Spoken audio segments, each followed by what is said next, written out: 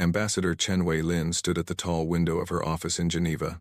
The morning sun made the lake shine like gold. Birds sang in the trees outside. It was a peaceful day. She did not know it would be her last peaceful day for many years. Her assistant knocked on the door. His face was pale. His hands were shaking. "Ambassador, there is a message from the Galactic Concord. Priority 1. Chen felt her stomach tighten.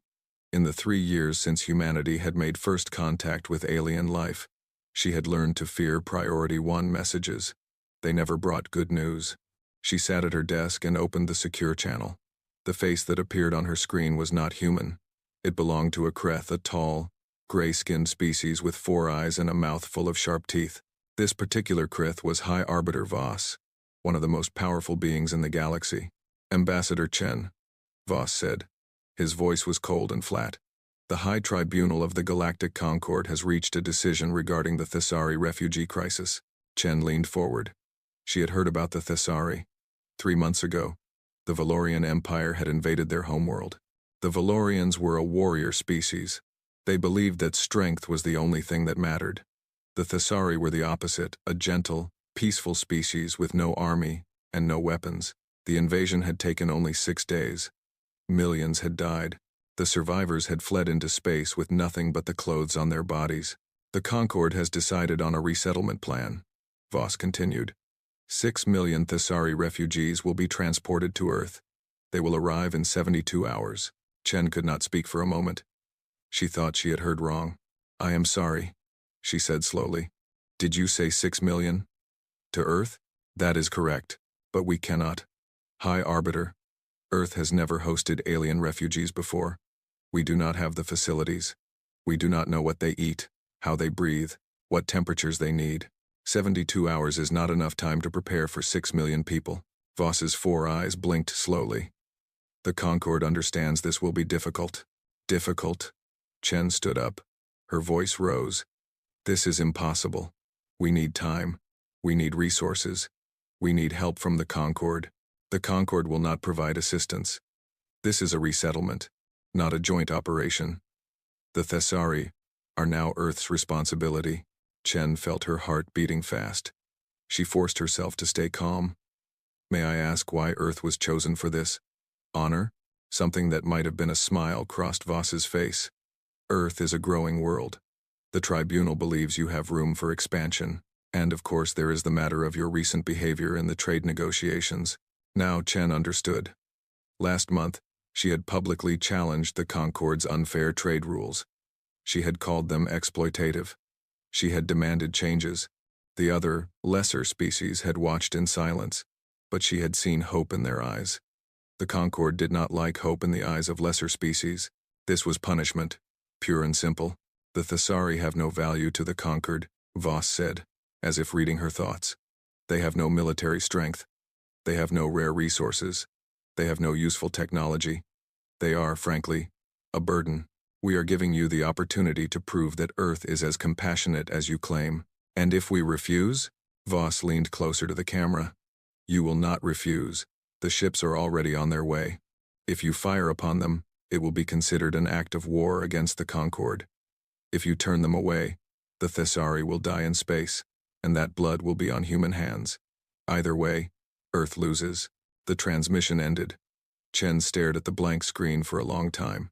Then she picked up her phone and made a call that would change human history. 12 hours later, the United Nations Security Council met in emergency session. The room was full of the most powerful leaders on Earth. Presidents, prime ministers, generals, scientists. They all wore the same expression, fear mixed with anger. Secretary General Amara Okonkwo stood at the podium. She was a tall woman from Nigeria with gray hair and calm eyes. In her 30 years of public service, she had faced many crises, but nothing like this. "Let me make sure everyone understands the situation," she said. "In 60 hours, transport ships carrying 6 million Thessari refugees will enter Earth's atmosphere. They will need food, water, shelter, and medical care. They are not human. We do not fully understand their biology, and the Galactic Concord has made it clear they will not help us." The Russian representative slammed his fist on the table.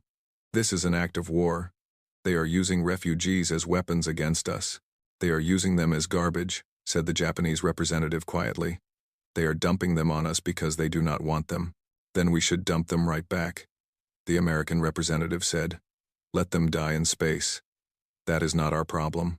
A murmur of agreement went through the room. Chen, who was sitting in the corner, felt sick to her stomach. Secretary General Okonkwo raised her hand for silence. "I understand the anger in this room. I share it. The Concord has treated us with contempt since the day we met them. They see us as primitives. They see us as lesser beings. And now, they expect us to fail. They expect us to turn away 6 million innocent people and prove that we are exactly as cruel as they are." She paused and looked around the room. "But we are not them. That is the whole point. We are not them." The Brazilian representative spoke up.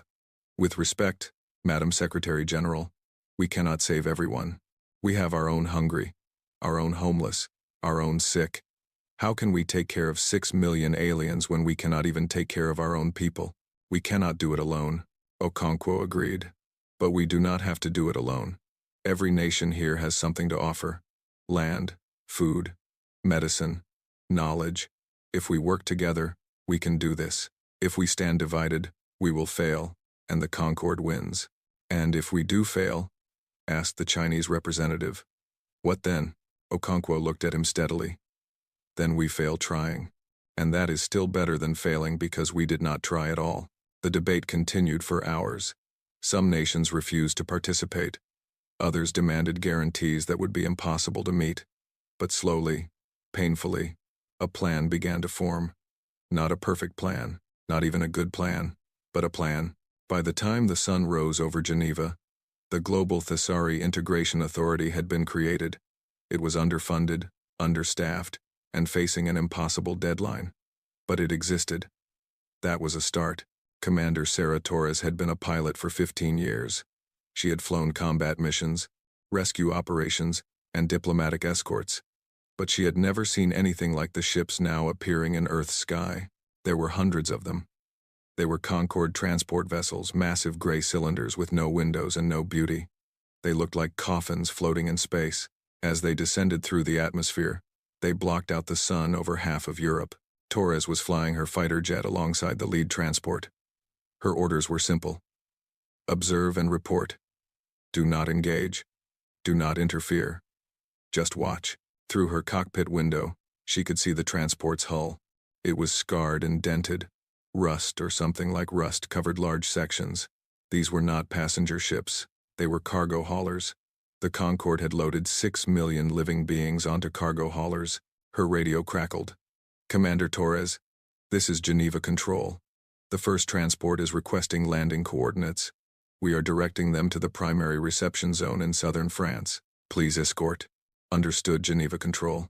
Torres banked her jet and took position ahead of the transport. "I will guide them in." As she flew, she thought about what waited below. In the past 60 hours, an army of workers had transformed empty fields into a temporary city. Tents stretched for miles. Water tanks, food supplies, and medical stations had been airlifted from all over the world. Thousands of volunteers had arrived, ready to help. It would not be enough.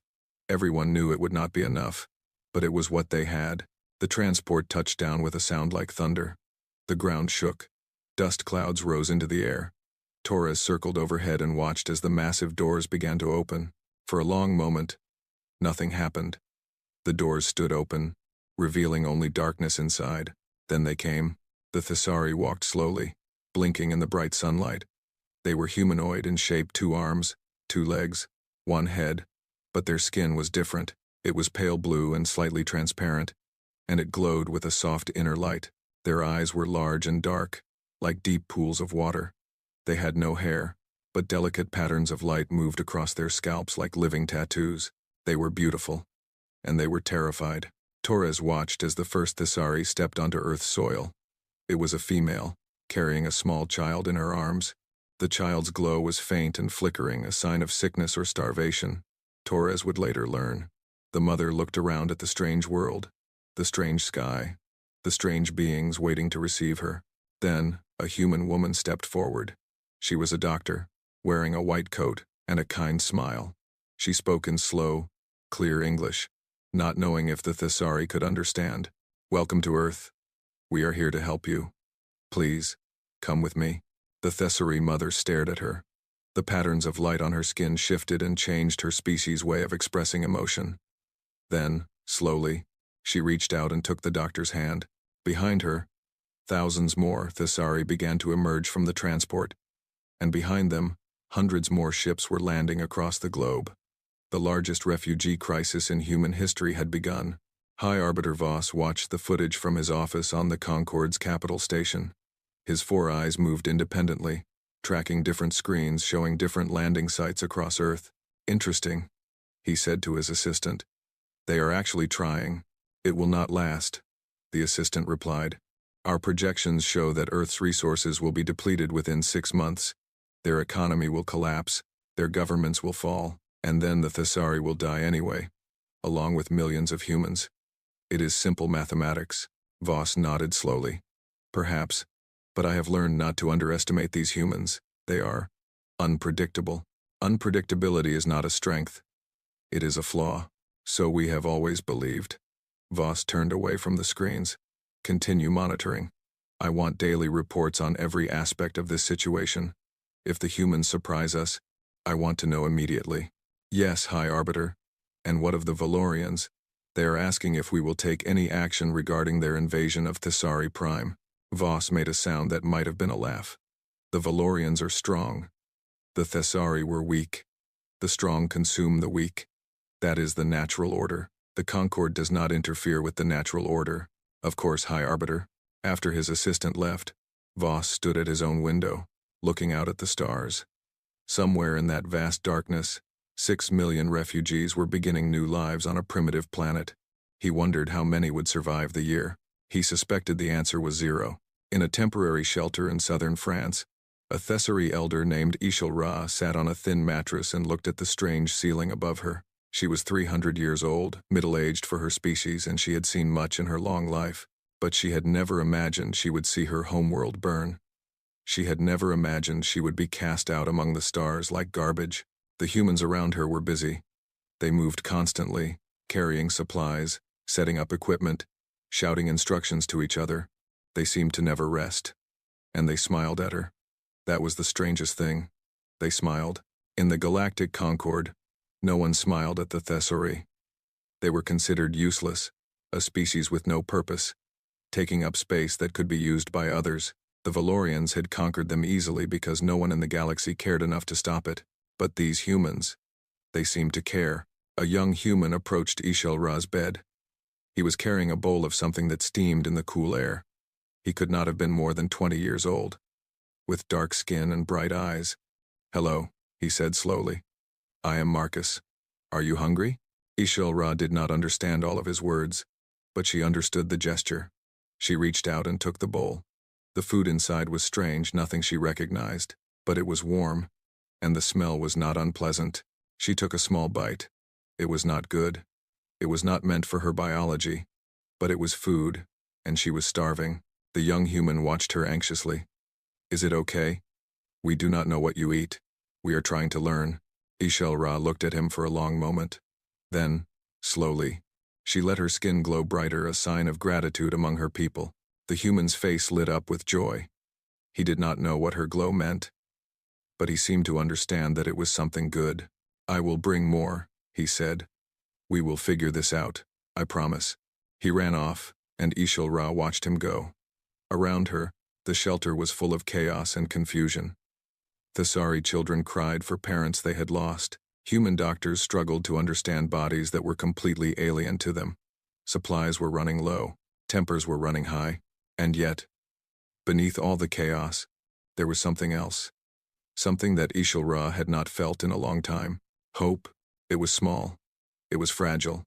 It might not survive the night, but it was there. The humans had been given an impossible task.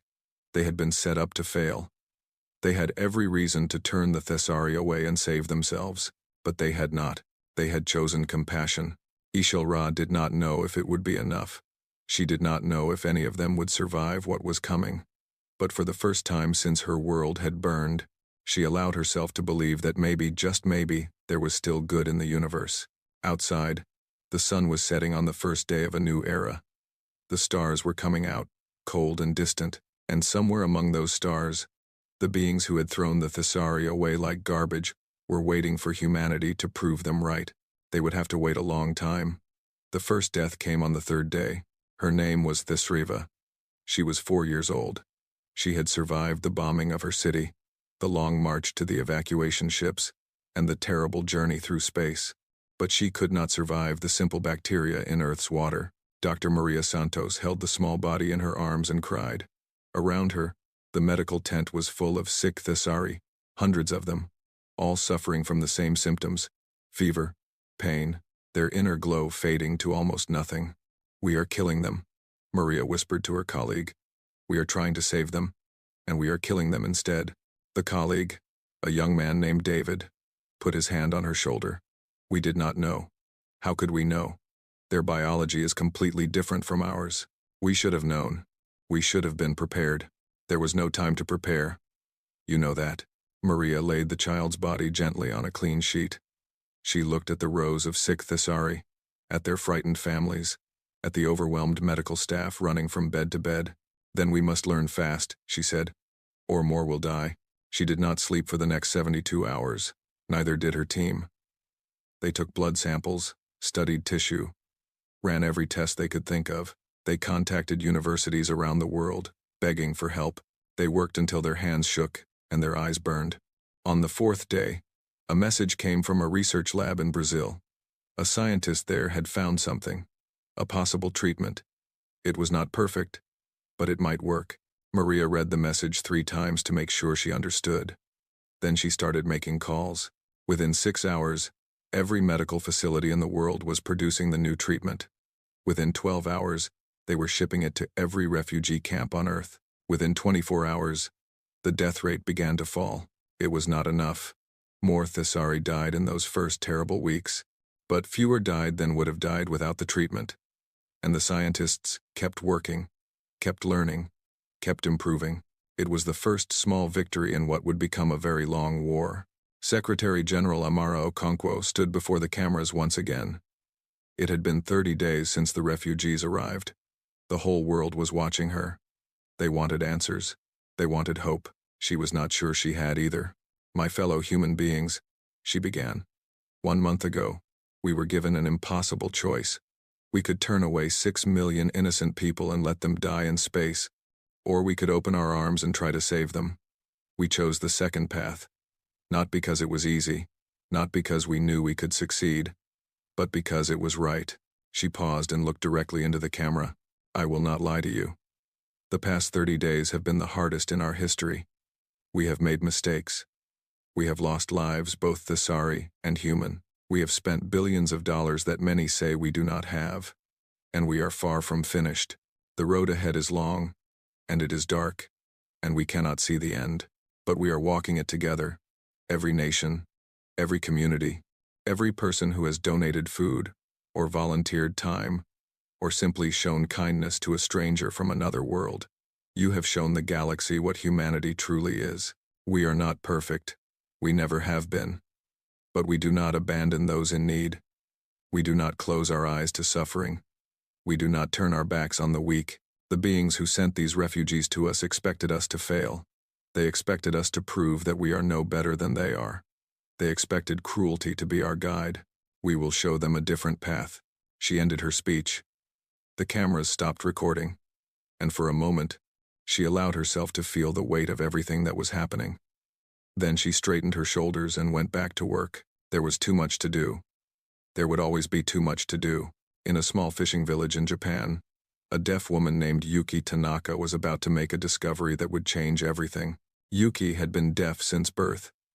She communicated through sign language, a visual way of speaking that used hand movements and facial expressions. When the first Thesari refugees arrived at the camp near her village, she had volunteered to help. At first, she felt useless. The Thesari did not understand sign language, of course, and she could not hear them speak. But then she noticed something strange. The Thesari did not just speak with their voices. They also spoke with light. The glowing patterns on their skin changed constantly, forming shapes and movements that seemed to carry meaning. Yuki watched these patterns for hours. She began to see a structure to them, a grammar, a logic. It was a language. A visual language, just like sign language. On the 40th day, Yuki approached a young Thesari girl who sat alone by the fence of the camp. The girl's parents had died on the journey to Earth. She had not spoken to anyone since. Yuki sat down beside her. She did not try to speak. Instead, she raised her hands and made a simple sign, the sign for hello, in Japanese Sign Language. The Thesari girl looked at her with confusion. Her skin flickered with uncertain light. Yuki tried again. She pointed to herself and made the sign for her name. Then she pointed to the girl with a questioning look. The girl stared at her for a long moment. Then, slowly, she raised her own hand. Her skin began to glow in a specific pattern. A pattern that Yuki somehow understood meant friend. Yuki's eyes filled with tears. She nodded and made the sign for friend in return. From that moment, the two of them met every day. Yuki learned the Thesari light language, and she taught the girl Japanese Sign Language. They created a bridge between two worlds, using nothing but their hands and their eyes. Word spread quickly. Other deaf people from around the world came to learn. They discovered that the deaf community could learn Thesari light language much faster than hearing people could. They were already used to visual communication. They understood how to read meaning in movement and pattern. Within months, a new form of communication had been created, a blend of human sign language and Thesari light patterns that both species could understand. It was not perfect, but it worked. The hearing world had always seen deaf people as having a disability. Now, suddenly, they had an ability that no one else possessed. They became the first true translators between human and Thesari. They became the bridges that held two species together. The little deaf woman from Japan had given humanity a gift beyond measure. Marcus Johnson had joined the volunteer corps because he had nothing else to do. He was 22 years old, a military veteran, and completely lost. The war in Africa had broken something inside him. He could not sleep without nightmares. He could not be around loud noises without panicking. He had tried to rejoin normal life, but normal life felt like a foreign country. When he heard about the refugee crisis, he signed up without thinking. At least it was something to do. At least it was a purpose. He was assigned to a camp in Portugal, on an old farm that had been converted into a shelter. His job was simple: help with construction, carry supplies, do whatever needed doing. It was hard physical work, and he was grateful for it. When his body was tired, his mind was quiet. On his third week at the camp, he met an elderly Thesari named HFY. She was sitting alone outside her tent, looking at the sky. Her skin glowed faintly, and her dark eyes seemed to hold infinite sadness. Something about her reminded Marcus of his grandmother, the same quiet dignity, the same deep weariness. He sat down beside her without speaking.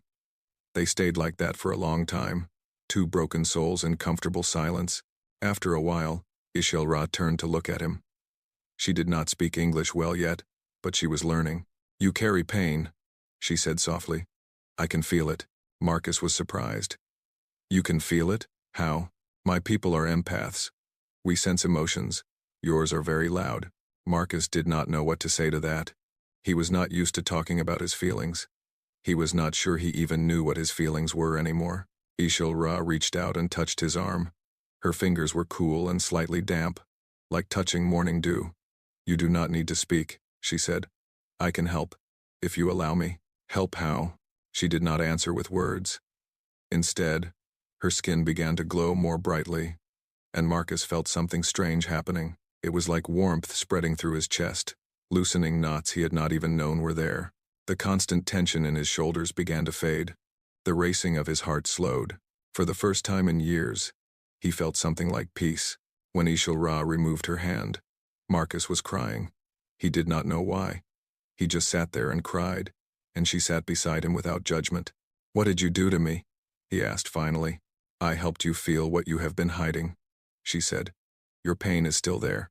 It will take time to heal, but you do not have to carry it alone."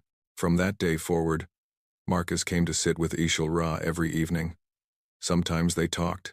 Sometimes they just sat in silence. And slowly, session by session, he began to heal. He was not the only one. Word spread about what the Thesari could do.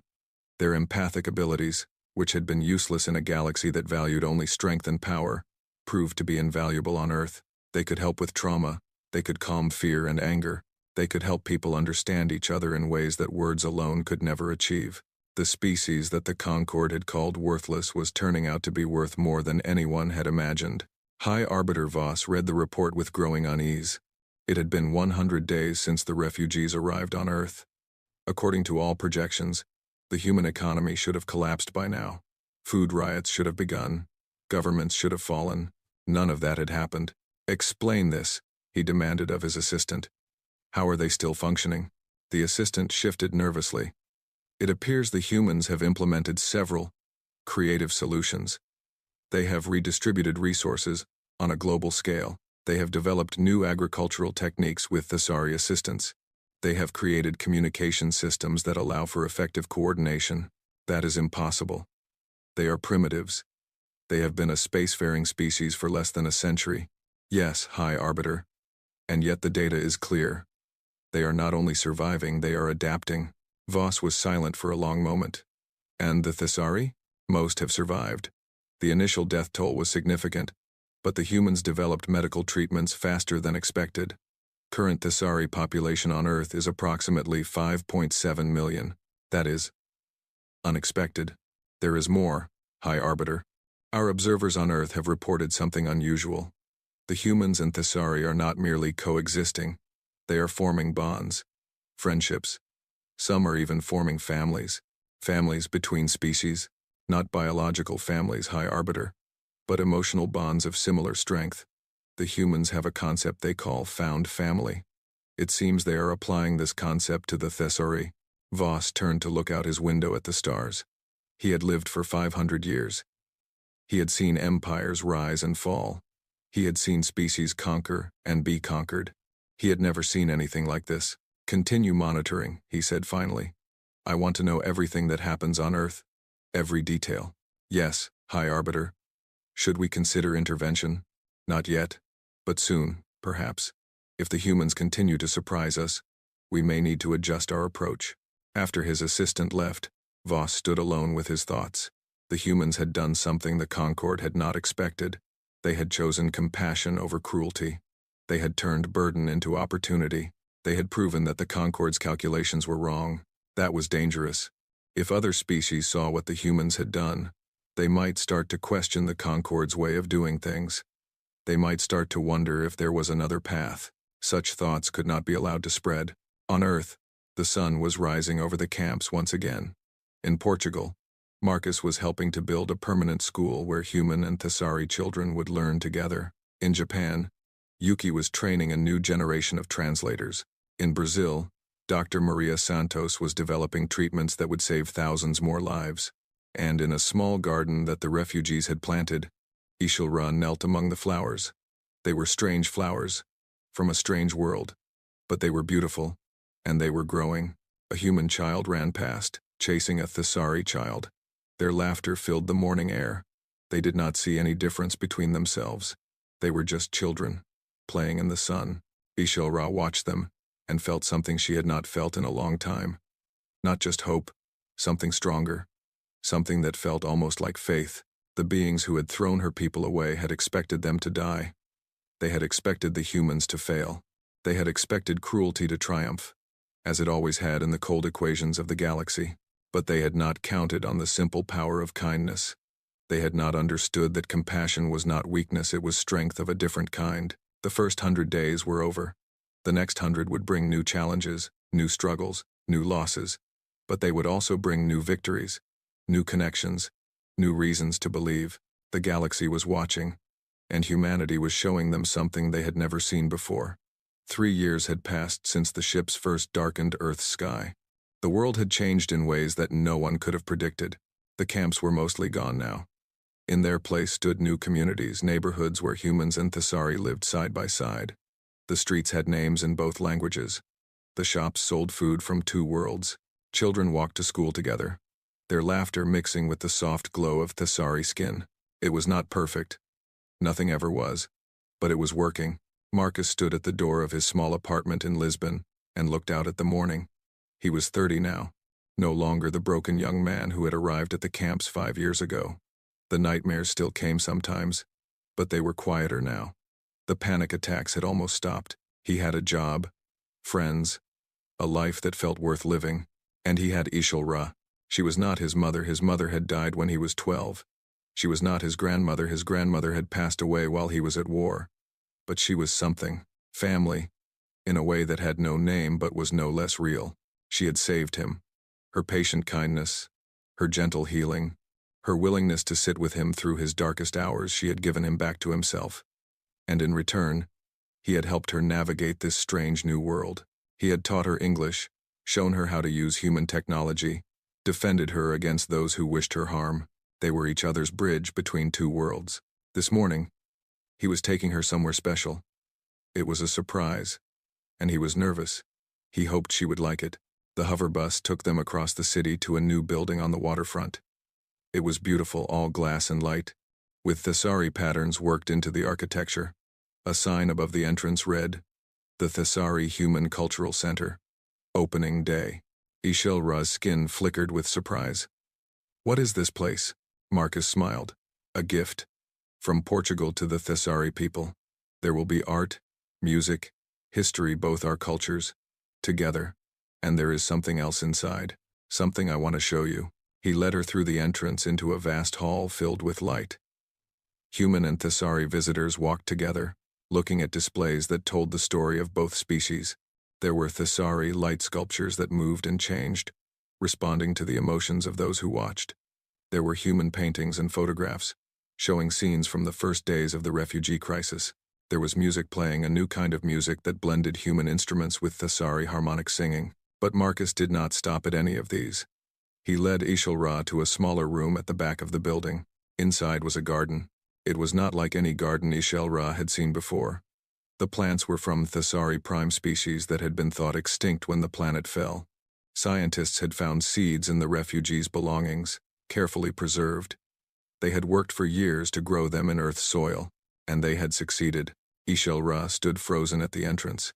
Her skin glowed brighter than Marcus had ever seen, cycling through colors he did not have names for.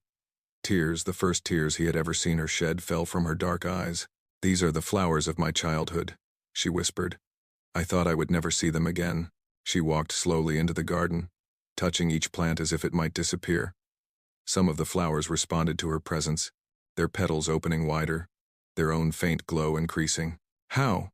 she asked. "How is this possible?" Marcus stood beside her. "A lot of people worked very hard. Scientists, gardeners, Thessari who remembered the old growing techniques.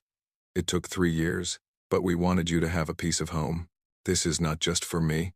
No, it is for all of your people. But I wanted you to see it first, because you helped me find my home again, HFY. I wanted to do the same for you." She turned and embraced him. Her arms were thin and cool, but her glow was warm against his skin. For a long moment, they simply held each other, two survivors, two healers, two friends. "Thank you," she said. "Thank you for not giving up on us. On any of us. Thank you for not giving up on me," he replied. In Geneva, Ambassador Chen Wei-Lin sat in her office and reviewed the latest reports. The numbers were remarkable. Thessari integration had exceeded every projection. Unemployment among refugees had dropped to just 12%. Crime rates in mixed communities were lower than in human-only areas. And the Thessari contributions to human society had become impossible to ignore. Their empathic abilities had revolutionized mental health treatment. Therapists trained in Thessari techniques were helping humans overcome trauma, addiction, and emotional disorders that had resisted all other treatments. The suicide rate in countries with large Thessari populations had dropped by 30%. Their agricultural knowledge had solved food shortages in dozens of developing nations. The bioluminescent algae farms they had designed produced more protein per acre than any human technology. And they did it without harming the environment. Regions that had struggled with hunger for generations now had food to spare. Their art and music had captured human hearts. Thessari light sculptures were displayed in museums around the world. Thessari composers had won human awards. A new generation of artists, both human and Thessari, was creating works that neither species could have imagined alone. It was not just coexistence. It was something deeper. Something that was changing both species for the better. Chen looked up as her assistant entered. "The Concord Observer is here for his monthly inspection," the assistant said. Chen sighed. Every month, the Concord sent someone to document Earth's progress. They were still waiting for failure, still hoping to prove that humanity was not as strong as it appeared. Each month, they went away disappointed. Send him in. The observer was a small, gray-skinned creature with too many eyes. He walked around Chen's office, examining everything with obvious disdain. Your integration metrics continue to improve, he said. His voice was high and unpleasant. The High Tribunal finds this surprising. Surprising? Chen kept her voice calm. We find it quite natural. When you treat people with kindness, they tend to flourish. Kindness. The observer made a sound that might have been a laugh. A quaint concept. Not very useful in the larger galaxy. Perhaps the larger galaxy could learn something new. The observer stopped and looked at her directly. All of his eyes focused on her face, and Chen felt a chill run down her spine. The Concord has noted your influence on certain lesser species, he said. Several have expressed interest in the Earth model of integration. This is not viewed favorably. We have not sought to influence anyone. We have simply done what we believed was right. That is precisely the problem, Ambassador. When primitives start believing they know what is right, the established order becomes unstable. The Concord values stability above all else. Chen stood and faced the observer directly. The Concord sent us 6 million people to destroy us. We turned them into partners. If that threatens your stability, perhaps your order was not as stable as you believed. The observer stared at her for a long moment. Then he turned and walked toward the door. The Concord is patient, Ambassador. We have existed for 10,000 years. We will still exist when Earth is dust. Remember that.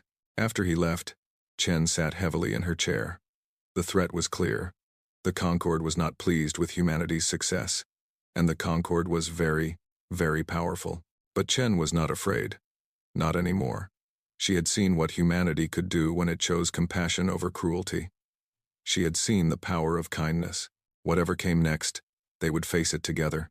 The attack came without warning. It was a sunny afternoon in Munich. The Thessari Cultural Festival was in full swing, with thousands of humans and Thessari celebrating together in the city's main square. There was music and dancing, food and laughter. Children ran between the stalls, their faces painted with both human and Thessari designs. Marcus was there with HFY, enjoying the festivities. He had just bought her a strange fruit that was supposed to taste like something from her homeworld. When he heard the first explosion, the world went white. Then it went silent. Then the screaming began. Marcus found himself on the ground, covered in dust and debris. His ears were ringing. He could not remember falling. He tried to stand, but his legs would not cooperate. HFY, he shouted. His voice sounded far away, muffled by the ringing. HFY, he crawled through the wreckage, searching. Bodies lay everywhere, human and Thessari alike. Some were moving, some were not. The air smelled of smoke and blood. He found her near the stage, her body curled protectively around a Thessari child. Her glow was faint, flickering like a dying candle. No, he whispered. No, no, no. He gathered her in his arms. Her eyes opened slowly, and she looked up at him. The child, she said weakly. Is the child safe? Marcus looked at the small Thessari beside her. The child was crying, frightened, but unharmed. HFY had used her own body as a shield. The child is safe, Marcus said. His voice was breaking. You saved her, but you need to hold on. Help is coming. HFY smiled. Her skin flickered with a gentle light. You have been such a gift, Marcus. Such a good friend. Do not talk like that. You are going to be fine. I am old, she said. Older than I look. This was always going to end someday. I am just glad it ends here, on this beautiful world, with my family around me. Please, Marcus begged. Tears streamed down his face. Please do not leave me. HFY reached up and touched his cheek. Her fingers were cold. I will never leave you. I am part of you now. All the love I gave you, it lives inside you. Pass it on. That is how we survive. Her light faded. Her eyes closed. And she was gone. Marcus held her body and wept. Around him, the city burned. Somewhere in the distance, sirens wailed.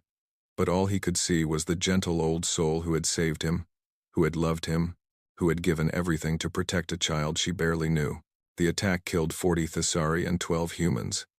A group calling themselves Humanity First claimed responsibility. They said the Thesari were a threat, that they were stealing human jobs and corrupting human culture. They said the attack was just the beginning. They were wrong. In the days that followed, something remarkable happened. Instead of turning against the Thesari, humanity turned toward them. Vigils were held in every major city. Millions marched in solidarity. Donations poured in to help the victims and their families. World leaders gave speeches condemning the attack. Ordinary people opened their homes to frightened Thesari neighbors. Human children held hands with Thesari children and promised to protect them. The attackers had wanted to drive the two species apart. Instead, they had driven them closer together. At HFY's memorial service, Marcus stood before thousands of mourners, human and Thesari alike. He spoke about her kindness, her wisdom, her gentle healing hands. He spoke about what she had taught him, that compassion was not weakness, that love was stronger than hate, that two species from different stars could become family. They wanted us to be afraid, he said, his voice steady despite his grief. They wanted us to turn on each other. But that is not who we are. That is not what HFY taught us. She taught us that we are stronger together. She taught us that kindness is the most powerful force in the universe. And as long as we remember that, as long as we live by that truth, she will never truly be gone. The crowd glowed in response, Thesari light patterns spreading through the assembly like a wave. And the humans among them raised candles and phones, adding their own light to the darkness. Two species, standing together, refusing to give in to fear. It was exactly what HFY would have wanted. The Concord observers recorded everything. They transmitted the footage to the High Tribunal, expecting it to confirm their predictions. The humans were fighting among themselves. The integration was failing. Soon, the whole experiment would collapse. But when High Arbiter Voss reviewed the footage, he saw something different. He saw a species that had been attacked and had responded not with division but with unity. He saw humans and Thesari standing together, refusing to be broken. He saw a threat. Increase surveillance, he ordered, and begin contingency planning. If Earth continues on this path, we may need to take more direct action. What kind of action, High Arbiter? Voss turned back to the screens, watching the memorial service unfold. The kind that ensures this disease of compassion does not spread beyond their little planet. On Earth, the sun was setting on another day. In the streets of Munich, humans and Thesari were cleaning up the rubble together. In the skies above, the stars were coming out cold and distant, watching. A storm was coming. But for now, there was peace and hope and the unbreakable bond of two species who had chosen love over fear. It would have to be enough. 7 years after the refugees arrived, Ambassador Chen Wei-lin received a secret message. It came in the middle of the night, through channels so encrypted that even Earth's best computers could barely read it. The sender was anonymous, but the message was clear. We need your help. The Valorians are coming for us next. The Concord will not protect us. You are our only hope. Chen sat alone in her office and stared at the screen. The message was from the Keth, a small, peaceful species who lived on a planet at the edge of Valorian space. They were farmers and artists, with no weapons and no military. They were exactly the kind of species the Valorians loved to conquer, and they were asking Earth for help. Chen thought about what this meant. Earth had no real military power compared to the great galactic empires. Their ships were small and slow. Their weapons were primitive. If they tried to fight the Valorians directly, they would be destroyed in hours. But there were other ways to help. She sent a reply. We cannot protect you from invasion, but if you can reach Earth, we will give you sanctuary. Spread the word to others who need help. Our doors are open. Within a week, 3 more species had sent similar messages, then 5 more, then 12. The galaxy was watching Earth, and the galaxy was taking notes. High Arbiter Voss summoned an emergency session of the High Tribunal. The meeting chamber was vast and cold, designed to intimidate lesser beings. Hundreds of representatives from the galaxy's most powerful species sat in tiered rows, looking down at a central platform. Today, that platform was occupied by Voss and his display screens. The human problem has grown beyond acceptable limits, Voss announced. His voice echoed through the chamber. What began as a simple disposal of unwanted refugees has become a threat to galactic stability. He activated the screens, showing images and data. In the past 7 years, Earth has successfully integrated over 6 million Thesari refugees. This alone was unexpected, but now they are expanding their influence. 12 lesser species have secretly requested asylum on Earth. 18 more are considering it. If this trend continues, humanity will become a rallying point for every weak and useless species in the galaxy. A Valorian commander stood. He was huge and muscular, with red skin and a face built for war. "Let me take my fleet to Earth. I will end this problem in a single day." "That would be unwise," said a representative from the Trade Coalition. "Earth has significant economic ties with over 40 conquered members. An attack would disrupt trade severely. Then we strangle them slowly," suggested a voice from the shadows. "Economic sanctions, diplomatic isolation, cut off their access to galactic resources." Voss raised a hand for silence. "All options are being considered. But first, we must understand what makes the humans so appealing to these lesser species. Our analysis suggests it is something called compassion, a primitive emotional response that prioritizes the welfare of others over rational self-interest." The Valorian commander laughed. "Compassion? That is their weapon? We crush compassion beneath our boots every day. Perhaps that is why they fear you," Voss said. "And why they turn to the humans instead." The chamber fell silent. For the first time, the great powers of the galaxy considered that their strength might also be their weakness, that their cruelty might be driving others away. "We will continue monitoring," Voss said finally, "but I recommend we prepare for more direct action. If Earth cannot be controlled through indirect means, more forceful measures may be required." The tribunal voted. The motion passed unanimously. Somewhere across the vast darkness of space, humanity had no idea what was coming. The first asylum seekers arrived on a Tuesday. They were Keth, small, furry creatures with large eyes and gentle hearts. Their ship was old and barely functional. It had taken them 3 months to cross the galaxy, hiding from Valorian patrols and conquered inspectors. There were only 200 of them. The first of many. Ambassador Chen met them personally at the landing site. She brought translators, doctors, and supplies. She brought something else too, a promise. "You are safe here," she told their leader, an elderly female named Thessakin. "You have nothing to fear anymore." Thessakin looked at her with huge wet eyes. "You do not know what you risk by helping us. The Concord will not forgive this." "The Concord did not forgive us for surviving," Chen replied. "They did not forgive us for succeeding. They will not forgive us no matter what we do. So we might as well do what is right." The Keth were settled in a community in New Zealand. Within months, they had become valuable members of their new home. Their skills in agriculture and animal husbandry helped local farmers increase their yields. Their gentle nature made them beloved by human children. Their gratitude was boundless, and they were not alone for long. More ships came. The Venthi, a species of engineers whose planet had been stripped of resources by the Concord. The Solori, aquatic beings whose oceans had been poisoned by Valorian weapons testing. The marine, tiny flying creatures who served as slaves to a dozen different empires. Each group was different. Each had their own culture, their own needs, their own challenges. But Earth welcomed them all. The logistics were overwhelming. Where would they live? What would they eat? How would they communicate? How would they integrate with both humans and the Thesari who were already there? But humanity had learned from the Thesari experience. This time, they were better prepared. Global organizations coordinated the response. Local communities volunteered to host refugees. Schools expanded to include new languages and new histories. It was chaos. Beautiful, compassionate chaos. The High Tribunal summoned Ambassador Chen to appear before them. She traveled to the Concord's capital station alone, against the advice of her security team. "If they want to kill me, 100 guards will not stop them," she said. "Better to face them with dignity." The journey took 2 weeks. When she arrived, she was escorted through corridors designed to make her feel small. The ceiling was 100 meters high. The walls were carved with images of Concord victories. Every surface screamed power. She was not impressed. The tribunal chamber was packed.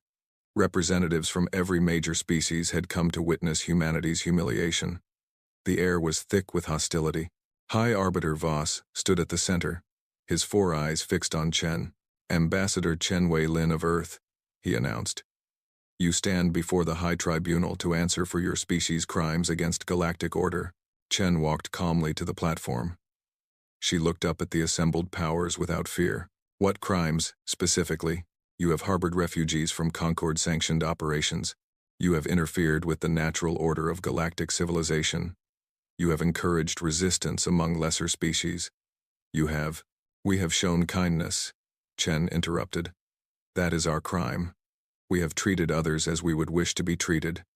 We have offered hope to those who had none. If these are crimes in the Concord's eyes, then we plead guilty. The chamber erupted in noise. Some shouted angrily. Others simply stared in disbelief. No one spoke to the High Tribunal like this. No one. Voss raised his hand for silence. You do not seem to understand your position, Ambassador. Earth is a minor planet, with no military power, and no political standing. We could destroy you with a single fleet action. Chen smiled. It was not a nervous smile. It was the smile of someone who had nothing left to lose. You could try, she said, but I do not think you will. Oh, and why is that? Because the galaxy is watching. Right now, species across the Concord are seeing this trial. They are watching how you treat a species that chose compassion over cruelty, and they are asking themselves, if Earth can stand up to you, why can we not do the same? She turned slowly, addressing not just Voss but the entire assembly. You gave us your unwanted. You're broken. You're condemned. You expected us to fail. You expected us to prove that we were no better than you, that kindness was a weakness, that compassion was a flaw. But we did not fail. We built something beautiful. We proved that there is another way. And now, species across the galaxy are looking at Earth and wondering if maybe, just maybe, the Concord has been wrong all along. The chamber was utterly silent. You can destroy us, Chen continued. You have the power, but you cannot destroy what we represent. The idea of compassion is out there now. It is spreading, and no fleet, no army, no tribunal can stop an idea whose time has come. She stood straight and proud, a single human facing the might of a galactic civilization. So do what you will. Earth is not afraid. The tribunal deliberated for 3 days. In the end, they decided on sanctions rather than war. Earth would be cut off from certain trade routes. Human ships would be restricted from entering Concord space. Economic pressure would be applied to force compliance. It was a punishment. But it was also a retreat. The Concord had blinked. When Chen returned to Earth, she was greeted as a hero. Millions watched her ship enter the atmosphere. Millions more listened to her address to the United Nations. We have been threatened, she told the world. We have been isolated, but we have not been destroyed, and we will not be silenced. Today, I am proud to announce that the Thesari population on Earth has formally requested permanent residency. After 7 years of building lives here, of contributing to our society, of becoming part of our family, they wish to call Earth their home. I am also proud to announce that a global referendum will be held next month. The people of Earth will vote on whether to grant the Thesari and all other refugee species full citizenship and the right to remain. The referendum campaign was fierce. Some opposed integration, arguing that Earth should focus on its own people. Others supported it, pointing to all that the refugees had contributed. But in the end, the result was decisive. 71% of humanity voted yes. The Thesari would stay. The Keth would stay. The Venthi, the Salori, the Marine, all of them would stay. Earth was no longer just a human planet. It was something new, something unprecedented, a world where compassion was law. The footage of the referendum results spread across the galaxy like fire. Concord censors tried to suppress it, but they could not. The images were everywhere. Humans and aliens celebrating together, crying together, embracing each other as citizens of the same world. And everywhere the footage went, it sparked something. Conversations that had been whispered now became shouts. Questions that had been forbidden now became demands. Why did we let this happen to the Thesari? Why did we stand by while the Valorians conquered the weak? Why do we accept a system that values only power? Is there another way? The answers were complicated. But the question itself was revolutionary. On a dozen worlds, resistance movements began to form. On 100 stations, creatures who had been silent began to speak. On 1,000 ships, travelers looked toward a small blue planet and wondered if they might find welcome there. The Concord had ruled for 10,000 years. It had seemed eternal, unchangeable, a fact of galactic life. But now, for the first time, cracks were appearing in the foundation, and in the chambers of the High Tribunal, High Arbiter Voss stared at his screens and felt something he had not felt in centuries: fear. They are just primitives, his assistant said. They cannot threaten us. They have no power. They have something worse than power, Voss replied quietly. They have hope, and hope is contagious. He turned away from the screens, his 4 eyes dark with worry. Prepare the contingency plans. All of them. If we cannot contain this peacefully, we will contain it by force. Yes, High Arbiter. And the Valorians? Voss was silent for a moment. Then he made a decision that would change the course of galactic history. Tell the Valorian commander that the tribunal will not interfere if he wishes to. Remind Earth of its place, quietly, without official sanction. You want them to attack Earth? I want this problem solved, by any means necessary. In the cold darkness of space, war machines began to move. And on Earth, the people who had chosen compassion went about their daily lives, unaware of the storm that was gathering. But they would learn soon. And when they did, they would discover that the bonds they had built, the love they had shared, was stronger than any weapon. The galaxy was about to find out what humans were really made of. 10 years after the refugees arrived, the Valorian fleet came for Earth. The first warning came from a Venthi engineer who worked on a station near Valorian space. She had heard rumors. She had seen ships gathering. She had risked her life to send a message across the stars. They are coming, the message said. 40 warships, the largest fleet they have ever assembled. They will be at Earth in 30 days. Ambassador Chen received the message at 3 in the morning. She did not sleep for the rest of the night. By dawn, every world leader had been informed. Emergency meetings were held in every capital. Military advisors calculated odds and scenarios. The numbers were not good. Earth's defensive fleet consisted of 50 small patrol ships, designed for rescue missions and asteroid mining. They had no weapons that could scratch a Valorian battlecruiser. Against 40 warships, they would last perhaps 10 minutes. We cannot win this fight, General Morrison told the Security Council. We need to negotiate. Surrender on favorable terms. Maybe the Concord will intervene. The Concord wants this to happen, Chen replied. They are the ones who let the Valorians loose. They want us destroyed as a warning to others. Then what do we do? Chen looked around the table at the frightened faces. Humans, Thesari, representatives from a dozen other species who had made Earth their home. All of them were looking to her for answers. She did not have any. Not yet. We have 30 days, she said finally. We use them. Send messages to every species we have ever helped. Tell them what is happening. See if anyone will stand with us. You think they will? Against the Valorians? Chen thought of Ishel Ra, the gentle soul who had died saving a child. She thought of Marcus, who had become a symbol of human Thesari friendship. She thought of all the refugees who had found safety and hope on Earth. I do not know, she admitted. But we have spent 10 years showing the galaxy that compassion matters. Now we find out if anyone was listening. The messages went out across the galaxy. Some were official diplomatic communications. Others were personal pleas from refugees to their distant relatives. All of them carried the same message. Earth is in danger. Will you help? The first responses were disappointing. Most species were too afraid to reply. Others sent apologies and excuses. The Valorians were too powerful. The Concord was too threatening. Standing with Earth would mean destruction. But then, on the 5th day, something changed. The Keth responded first. Their message was brief. You gave us a home when we had none. We will stand with you. They had no military power.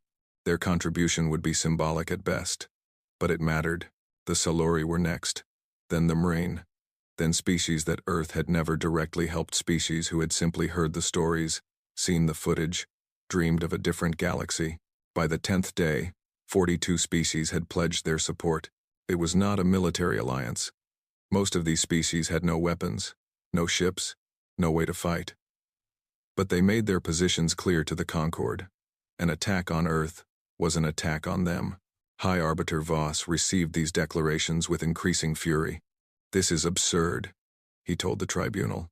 These species have nothing. They are nothing. Their support changes nothing. With respect, High Arbiter, an advisor said, Their support changes public opinion. Across the Concord, people are watching. If we destroy Earth now, we also destroy 42 other species. The political cost would be enormous. Let it be enormous. We cannot allow this rebellion to spread. The Valorian commander is requesting guidance. Should he proceed? Voss hesitated. For the first time in his long career, he felt uncertain. The calculations that had always guided the Concord power, efficiency, rational self-interest, those calculations said to destroy Earth immediately. But something else was happening, something he did not understand. Tell the commander to proceed, he said finally, but also tell him to be prepared for complications. The Valorian fleet arrived at the edge of the Sol system on the 28th day. They were magnificent in their terrible way, massive red ships bristling with weapons, designed for conquest and destruction. Each battlecruiser could reduce a city to ash in seconds. Together, they could burn Earth to bare rock. Commander Krath stood on the bridge of his flagship and looked at the small blue planet in the distance. Such a tiny thing, he said to his officers. Such a small cause for such a large problem. Shall we begin the attack, Commander? Not yet. First, we broadcast. Let them see what is coming. Let them know fear. His face appeared on every screen on Earth. His voice thundered from every speaker. People of Earth, I am Commander Krath of the Valorian Empire. You have defied the natural order. You have sheltered the weak and given hope to the hopeless. For these crimes, you will be destroyed. You have 1 hour to surrender unconditionally. Your leaders will be executed. Your population will be enslaved. Your planet will become a mining colony for the Empire. If you do not surrender, we will simply kill everyone. Choose quickly. The broadcast ended. Across Earth, billions of people stared at their screens in horror. In shelters and homes, parents held their children. In churches and temples, people prayed. In military bases, soldiers prepared for a battle they knew they could not win. But in the Thessari communities, something else was happening. The elders were gathering. The leaders of every refugee species were coming together. And at the center of them stood a figure that no one had expected. Matriarch Ishilra, not Ishilra who had died in Munich. Her daughter, named in her honor, raised on her stories, trained in her wisdom. The young matriarch was only 40 years old, barely an adult by Thessari standards, but she had grown up on Earth. She had seen what was possible when species chose love over fear, and she was not willing to let it end. I will speak to them, she told the gathered leaders. I will speak to everyone. The Valorians will not listen, a Keth elder said. They only understand force. I am not speaking to the Valorians, the young matriarch replied. I am speaking to their crews, to their soldiers, to every being on those ships who has ever dreamed of something better. She walked to a communication console. Her skin glowed brighter than anyone had ever seen, brilliant patterns of light that spoke of love and hope and defiance. Broadcast this on all frequencies, she said. Let everyone hear. The message went out across space. It reached the Valorian fleet. It reached the Concord stations. It reached every ship and every world that had the technology to receive it. And on the bridge of his flagship, Commander Krath watched as a young Thessari female appeared on his screens. My name is Ishilra, she said. 10 years ago your Concord threw my people away like garbage. They dumped us on a planet of primitives and expected us to die.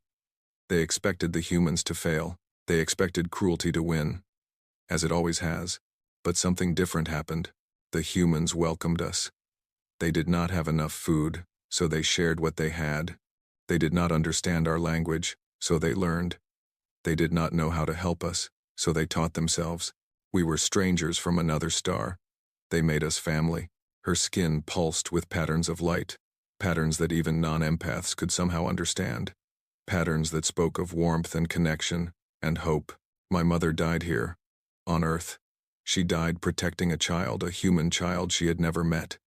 She gave her life because she had learned, from humans, that all life is precious, that love knows no species, that compassion is the truest strength. Today, you come to destroy us. You think your weapons make you powerful. You think your empire makes you strong. But I have seen true power, and it does not come from the barrel of a gun. True power is a doctor who works through the night to save a life. True power is a farmer who shares his harvest with strangers. True power is a child who holds the hand of someone who looks different and says, "Do not be afraid. I am your friend." She paused, and her light grew even brighter. I know there are people on your ships who understand this. I know there are soldiers who are tired of killing. I know there are officers who dream of peace. I am speaking to you now. You do not have to do this. You can choose differently. You can be the generation that changes everything. Look at Earth. Look at what we have built. Humans and Thessari and Keth and Solori and 100 other species living together in peace. It is possible. It is real. And you can be part of it. Please, put down your weapons. Choose hope. The broadcast ended. Silence fell across the fleet. Commander Krath stared at the screen for a long moment. Then he laughed. A pretty speech. But speeches do not stop plasma cannons. All ships, prepare to. Commander. An officer's voice interrupted him. We have a problem. What problem? The crew. They are not responding to orders. Some are refusing to man their stations. Others are actively sabotaging weapons systems. We are receiving reports of the same thing across the fleet. Krath's red face went pale. That is impossible. My soldiers are loyal. They were loyal, Commander. But they just heard something they have never heard before. Someone told them they do not have to kill. Someone told them there is another way. And some of them believe it. Krath turned back to the view screen. Earth hung in the darkness, small, blue, utterly defenseless. He could still destroy it. He still had enough loyal crew to fire the main weapons. But what then? What would he return to? A fleet in mutiny? An empire where soldiers questioned orders? A galaxy where the Valorians were known as the ones who destroyed hope? For the first time in his warrior's life, Commander Krath was afraid. Not of death, not of failure. He was afraid of being on the wrong side of history. Commander? Your orders? Krath closed his 4 eyes. He thought of his children, growing up in a galaxy of endless war. He thought of his soldiers, dying for causes they did not understand. He thought of the Thessari girl's words. You can be the generation that changes everything. Pull back, he said quietly. Commander, I said pull back. All ships. We are returning to Valorian space. The officer stared at him in shock.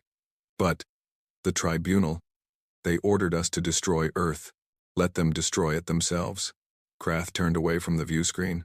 I am done killing for old men who will not hold the weapons themselves. We are done. The Valorian fleet withdrew. Across Earth, people watched their screens in disbelief as the red ships turned and moved away. There was no celebration at first, only shock. They had been certain they were about to die, and now, somehow, they were not. Then the cheering began. It started in small pockets, groups of friends, families huddled in shelters, strangers on the streets. It grew and spread, becoming a wave of joy that swept across the planet. Humans and Thessari and Keth and Solori danced together in the streets. Children laughed. Elders wept. They had won. Not with weapons, not with force, with love. The ripples spread far beyond Earth. When news of the Valorian retreat reached the Concord, chaos erupted.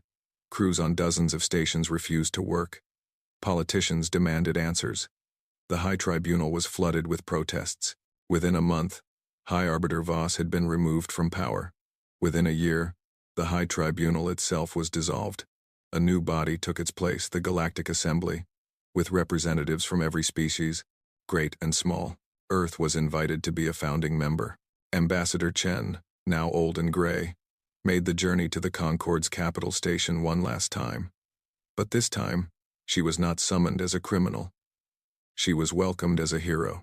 The ceremony was broadcast across the galaxy. Trillions watched as humanity took its place among the stars, not as conquerors, but as teachers. Not as the strongest, but as the most compassionate. Chen's speech was short. 10 years ago, we were given 6 million refugees as a punishment. We were expected to fail. We were expected to prove that compassion was a weakness, that kindness was foolish, that only power mattered. We proved something else instead. Today, we join this assembly, not because we are powerful, but because we believed in something. We believed that every life has value. We believed that strangers can become family. We believed that the future could be better than the past. We were right. The galaxy is changing. Old empires are falling. New ways of living are rising. It will not be easy. There will be struggles ahead, and setbacks, and those who wish to return to the old ways of cruelty and force. But we have seen what is possible. We have lived it, and we will never go back. She raised her hand, and beside her, the young matriarch HFY raised hers. This is what Earth offers the galaxy. Not weapons, not armies, not domination. Just this. If you need help, we will help you. If you need a home, we will welcome you. If you need hope, we will share ours. That is our gift. That is our strength. That is who we are. Years later, Ambassador Chen, retired now, living quietly with her grandchildren, walked through a memorial garden on Thesari Prime. The planet had been rebuilt. Where ashes had once covered the ground, flowers now bloomed. Where ruins had stood, cities rose. It had taken decades of work, countless resources, and the effort of a dozen species working together, but it was real. Thesari Prime was alive again. Chen walked slowly along the paths, admiring the glowing plants and the crystalline sculptures.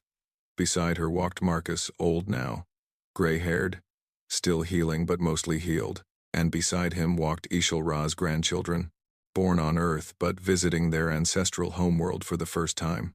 At the center of the garden stood a monument. It was simple, a pillar of white stone with words carved in both human script and Thesari light patterns. Chen stopped before it and read the inscription one more time. They meant to bury us. They did not know we were seeds. She smiled, watching the children run among the flowers, human and Thesari and Keth and others, indistinguishable in their joy. The galaxy had changed. Not all at once, not without struggle, but genuinely and permanently changed. Species that had been enemies now worked together. Worlds that had been isolated now reached out to each other. The old ways of cruelty and conquest were fading, replaced by something new, something better. It had started here, with a cruel gift of 6 million refugees. It had grown through 10 years of struggle and sacrifice and love, and now it was spreading across the stars, changing everything it touched. Chen took Marcus's hand and squeezed it gently. "Do you think she can see this?"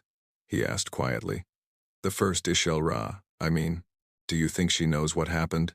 Chen looked up at the sky, where Earth's star glittered among millions of others. "I think she always knew," Chen said. "She knew that compassion was stronger than cruelty. She knew that love was more powerful than hate. She knew that if we just kept trying, kept believing, kept choosing the right path, eventually, we would get here." She was right. She was right. The children's laughter rang through the garden. The flowers glowed in response, adding their light to the fading sun. And somewhere, in the vast darkness between the stars, the future was being born, a future of cooperation instead of conquest, of compassion instead of cruelty, of hope instead of fear. All because, 10 years ago, humanity had made a choice. Not the path of cruelty, the path of love.